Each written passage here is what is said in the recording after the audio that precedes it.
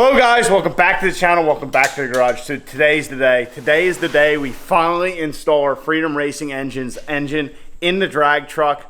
I am ecstatic. I've been waiting for this day. So anyway, we are going to be using the skid loader with the pallet forks to load it into the truck. The reason is for that, first off, it's here because we're not completely done with the driveway. We do have a roller that we are borrowing. So we can try and compact our millings and all that. But also, if you look at the engine hoist, there's no real good way with it on the pallet to get it centered over the engine. So Robert, or Bob, whatever you want to call him, he's going to be running the skid loader. I keep wanting to call it a fork truck for us. That way I can kind of center everything up in the engine. We're actually going to push the truck out here, so we got plenty of room with the garage. We'll get this thing stabbed in there and all that. Hopefully it should all go well. I don't foresee any issues, but you never know. So we'll get all set up. It is starting to spit, which kind of sucks. But Bob, I got a question for Bob before we get started. Oh, that's another thing. With this massive fleece side draft intake, we actually lost our pickup point, or I forget what the right name is for it, on the back of the head. We have our front one still. So we got to figure out a way to really rig this up nice. So Bob, say hi. Hi. So Bob, what do you think of the GT55?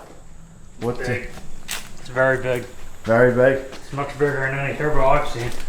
Yeah, that looks like it should be on Dad's Pete. I think it's bigger than Dad's Pete. Maybe.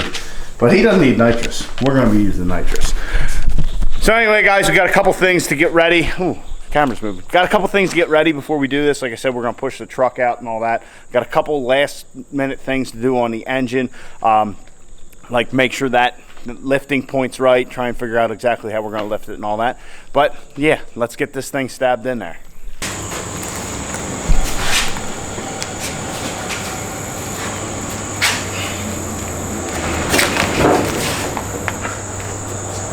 I think that'll work.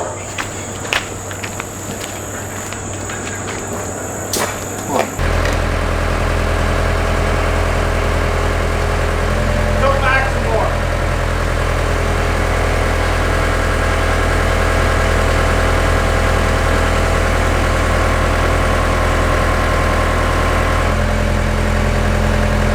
Straight back. It's leaking down pretty good.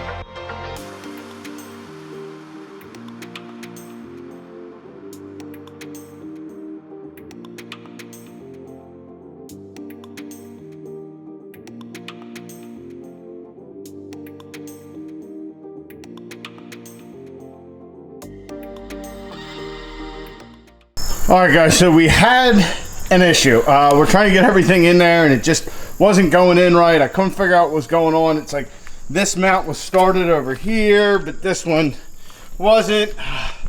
So I actually moved it. I put it up here, which was off. So as you guys know, these Cummins engines are built for a bunch of different stuff. Yeah, completely had the mount in the wrong location. So now looking at it, they're both centered on the engine. I don't know how I ever overlooked that when we were putting everything on, but I did.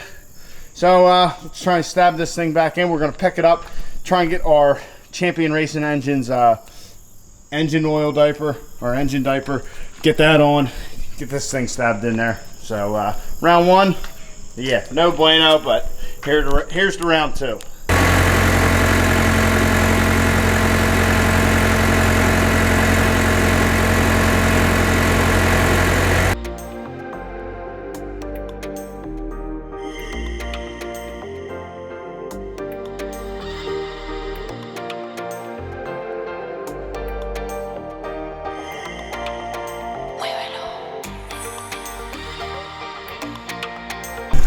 All right, guys, so the engine is installed. We had a little faux pas there with me putting the mount in the wrong spot. So as you can see, now that it's in, everything's lined up. But yeah, we struggled there for a little bit with that. Of course, I couldn't figure out why is one side lining up, one's not. Yeah, it's because you're a nitwit. Well, I'm a nitwit.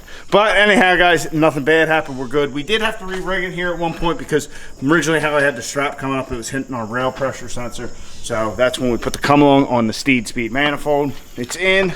I'm happy. We have our Champion Racing Engines engine diaper just sitting in there because it was just easier to set it on that cross member so it's underneath the engine. I can figure out how to attach it later. The one problem with Dad's old skid loader here, this thing's I think older than me. The forks tend to leak down a little bit, so Bob had to kind of try and stay on a hydraulic so it wouldn't leak all the way down. But we got her in there. I'm excited, but now we have even more work to do. Yeah, we got all kinds of stuff to try and button this thing up, but man, she looks good in there. Yeah, this is starting to look like a professional rig. That thing's looking sweet, but I'm also starting to see some complications that we're gonna have. Just notably looking at our intake here, our intake structure from Fleece, it looks like we might need to modify our brake lines, maybe move our proportioning valve back. Not a huge deal, but kind of sucks because I got that all figured out. But anyway, guys, me and Bob are going to chit chat here for a little bit, and then we'll get to pushing this thing back in the garage and keep working on her.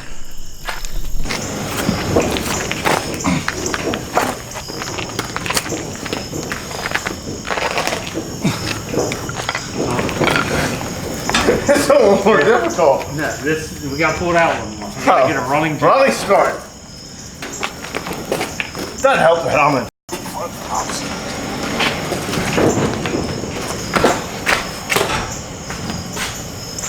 Come on back. Come on back. That'll work. So we got the truck into the garage. Bob took off. So big shout out to my brother Robert. Thanks for helping me out. I really appreciate it. We were using the equipment, even if we were going to use the engine hoist, which was the original plan. I had planned on having Robert coming over and giving us a hand, just because this thing's a little heavier than the regular engine, and all that. First time doing it, just like we had the mount on the wrong location, just so I had an extra set of hands. So thanks, Robert. I really appreciate it. But anyway, guys, it's time to kind of start working on this thing. So before we actually do anything to the engine, we're going to fill it with engine oil. Now my reasoning is because I know I have a tendency, like with the turbo, to kind of get excited about stuff. So just so we don't make any mistakes and try and do something without any oil in it, we're just going to fill it up now. So for oil, we are going to be using this AMSOIL Dominator Racing Oil. This is 15W50. This is what the guys at Freedom had recommended me to run, so that's what we're going to run. We're going to fill the engine, and as it's as we put a couple quarts in, we'll let the quarts drain out. I'll start trying to get our Champion Racing Engines engine diaper installed, so that way that's one thing off the list, and we're just going to start clicking those boxes. Obviously there's going to have to be a lot of custom things that we make as far as hooking up our intake especially, and our turbo, but I definitely got stuff to order. Like for the turbo, I need to get our oil drains, our oil feeds. I need to get all the fittings for that stuff. Our T6 gasket, I don't have a gasket for it, but just try and get all that sorted out and just kind of keep checking off those boxes on our to-do list.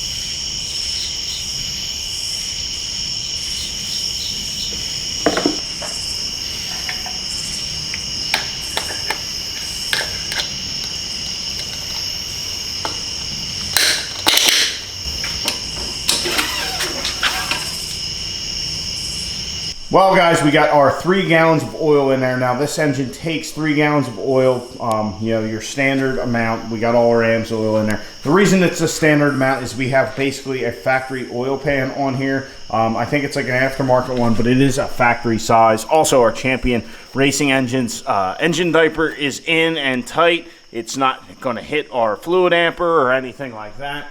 But like once again, like I said, we're just filling this thing with oil so that way we don't get all giddy and excited and get ready to start the thing and then there's no oil in it, because that would just be terrible. So we're going to move forward. Well, actually, we're going to move rearward. We're going to put the empty transmission in that we had before when we were mocking up some things. We're going to put that back in so that way we have the transmission and the engine in raked. Kind of how they will be when everything's all said and done. We'll tighten up our engine mounts, and then we know the engine's where it's going to sit when everything's ready to go. So if we get to kind of plumbing our turbo or our intercooler stuff, we have everything where it's supposed to be. I don't want to get ahead of myself and forget about that and go, say, making this pipe here to the intercooler, or you know, the pipe from the turbo or the exhaust, and then bolt the transmission in, and hey, nothing lines up anymore. So we're going to get that done and just kind of keep moving forward and see where we get.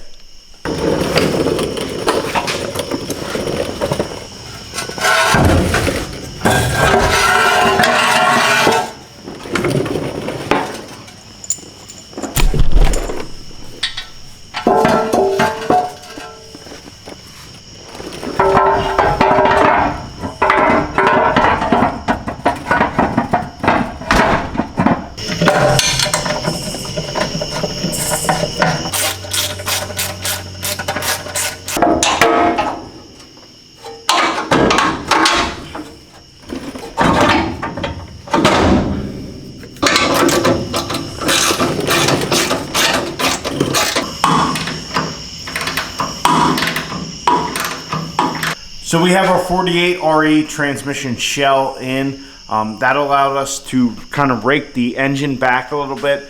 We tighten the bolts on the engine. It's full of oil, all that kind of good stuff. So where do we go from here? Honestly, I don't know. So I'm trying to just figure out the game plan as we go. I thought I had a game plan, and yeah, it's shot. It just wasn't going to work how I thought. Anyway, so the plan going forward is we have a lot of stuff to do on the engine. We got a lot of wiring. We got all kinds of stuff. But what can we do right now? So what we can do right now is we can start mocking stuff up. So I have our core support, our intercooler, and our radiator. We're going to install all those in front of the engine. Now, these are probably going to come back out eventually, but the reason is we got the engine sitting where it needs to be. We can mock up our intercooler stuff, we can mock up our radiator stuff, and just try and figure that all out. Now, you might be wondering, you know, we're just going with a wet head on this engine. This is a Hamilton solid iron block. Why, with that wet head, are we using a full radiator for the truck? Or the full factory radiator, I should say. The reason is we have it. So, as you guys know, my goal is to get the truck to the track this year. I know there's like 2 months left, all that. But we have this radiator. We have a set of electric fans for it. Basically, all we need for this setup to work is a pump and a couple fittings. So that's what we're going to do. We're going to get a pump, get some fittings, and make this whole setup work. It's kind of the same thing with the intercooler. I would love to V-band this whole setup, but for trying to get there in like the next 2 months, it's just not going to work out. So we're going to put the radiator in, we're going to put the intercooler in. That way we can start getting measurements, so we can start mocking up our intercooler piping. The cold side here going into the intake, and the hot side here coming out of the turbo. I'm sure we're going to have to adjust our pipe going from the outlet of our Garrett to the intake of the intercooler and all that jazz. So anyway, guys, that's kind of my game plan. I know that might maybe it doesn't make sense. To me, it does for what we want to do. You know, a couple months away, we got winter approaching, and we can change things. We can V-band the intercooler. We can get a radiator that is, you know, remote, put it in the back. Whatever we want to do, we can do. But for now, this is the route we're taking. So let's get to it and see if we can get this thing starting to kind of be reassembled. Even though I kind of like the look. I like the fact that the engine's just kind of poking out there. It's certainly very easy to work on stuff when you can walk right up to it. All right, guys, let's get this stuff in.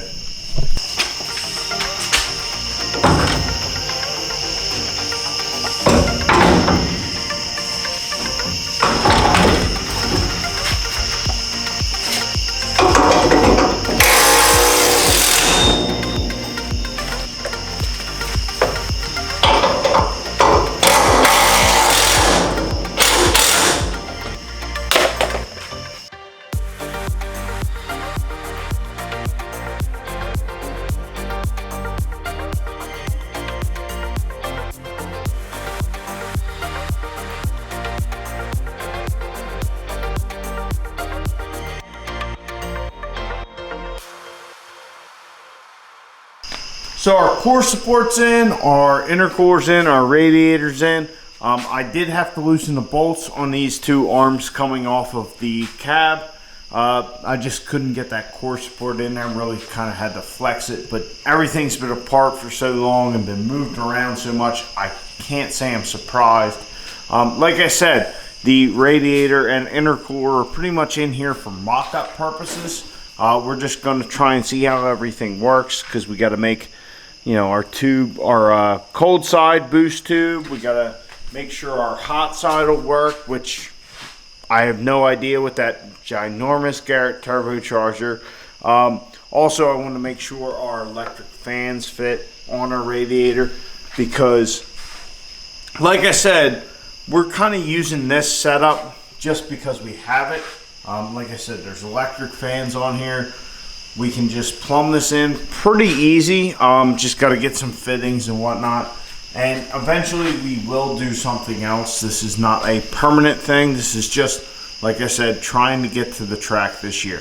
So tonight we made a lot of progress. I mean, the main thing is the engine's in and full of oil, just so we don't make any future mistakes and, you know, do something really dumb. Also, our mock-up transmission's in, so everything's kind of sitting how it will when everything's back together. And then we got the front end stuff that we just talked about. Oh, and our Champion racing engines are, yeah, whatever it is. Our engine diaper's on as well. So guys, we made a lot of progress tonight. Had a little bit of a misstep with putting the engine in the first time, putting the mount on the wrong set of holes. As you guys probably know, these Cummins engines are not specifically for the trucks. They go into a lot of different applications. I mean, the skid litter we are using to put it in has an old 4BT in it, non-turbo. Like I said, these engines are a very industrial setup from the factory. This is not a factory engine, but it has all the provisions for anything you would need, at least as far as I've found. So I put that in the wrong area. My bad. Nothing got hurt. Everything finally, you know, turned out well. So yeah, made a mistake, but I'm human. You guys know I show you all my mistakes anytime I do them.